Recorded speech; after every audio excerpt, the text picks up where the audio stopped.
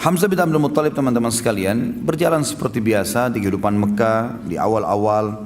Dia adalah orang yang sangat kuat secara fisik, tinggi besar dan sangat ahli dalam memanah. Oleh karena itu dia sangat gemar sekali berburu, gemar sekali. Di masa mudanya semua dihabiskan dengan itu. Dia naik turun gunung, ke padang pasir, lembah-lembah. Dan kekuatan fisik yang luar biasa dimiliki, dia dengan Umar bin Khattab terkenal. Jadi kalau berburu, berburu singa. Ya. Dan bukan berburu rusa atau kelinci seperti antum ya. Ini berburu singa.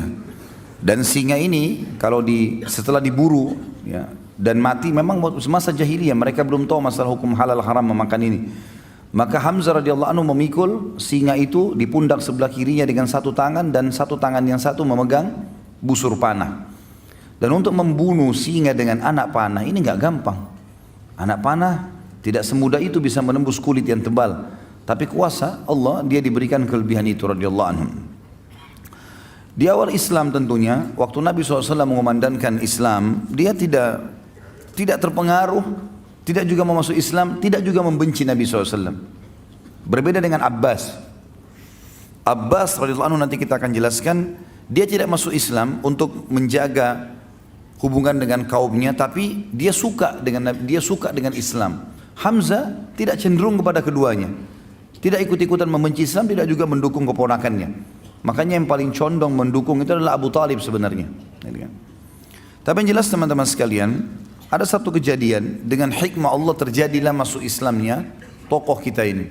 Dengan tiba-tiba begitu saja. Kisahnya adalah pernah satu waktu Nabi SAW waktu di Mekah selalu dicaci maki.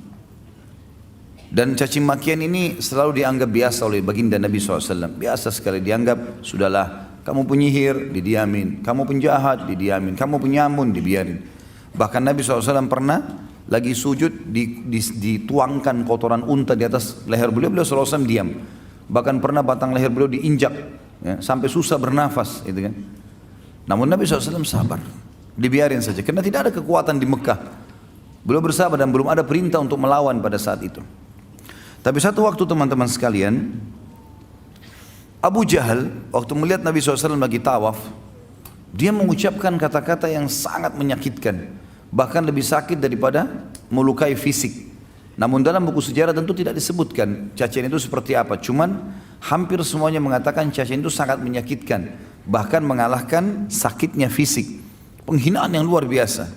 Dan tidak ada orang yang membela Nabi SAW, walaupun dari suku beliau.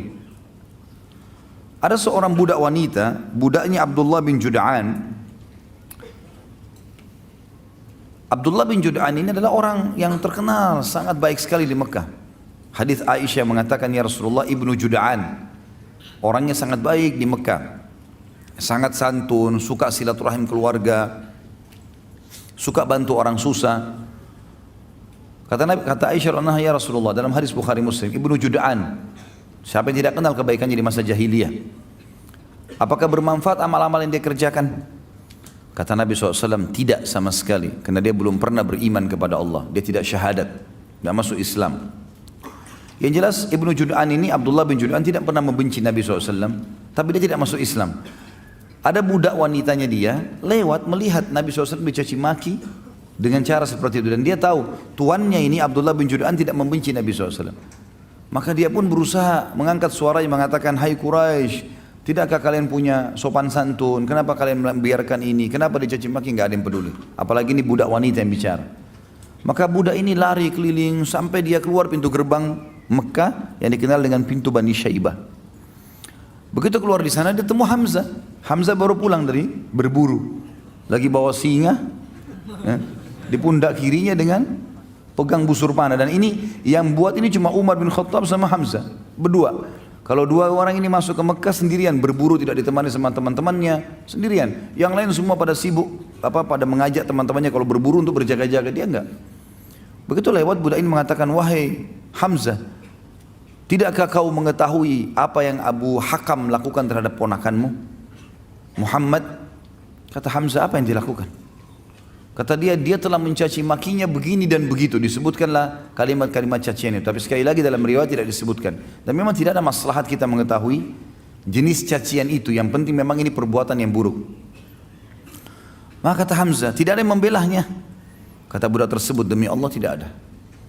Maka Hamzah nggak pakai tunggu pada saat itu. Sambil membawa singa, sambil memegang busur, langsung datangi Abu Jahal di dekat Ka'bah. Tidak pakai banyak ngomong. Singanya ditaruh di sebelah situ, kepalanya Abu Jahal dihantam dengan busur. Berdarah, luka. Karena Abu Jahal waktu itu dianggap rajanya Mekkah lah istilahnya, orang yang dituakan di situ.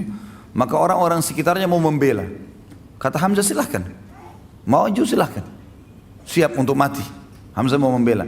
Lalu dia mengatakan kepada Abu Jahal, hai Abu Hakam, berani benar kau caci maki ponakanku, sementara aku dalam agamanya.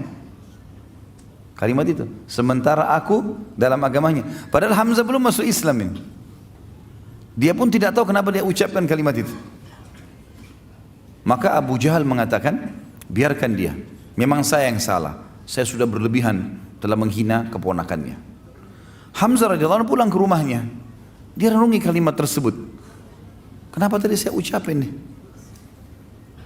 Apakah besok saya harus kembali ke Quraisy dan mengatakan bahwasanya saya bukan di agamanya Muhammad? Dan ini aib bagi orang Arab menjilat kembali ludahnya.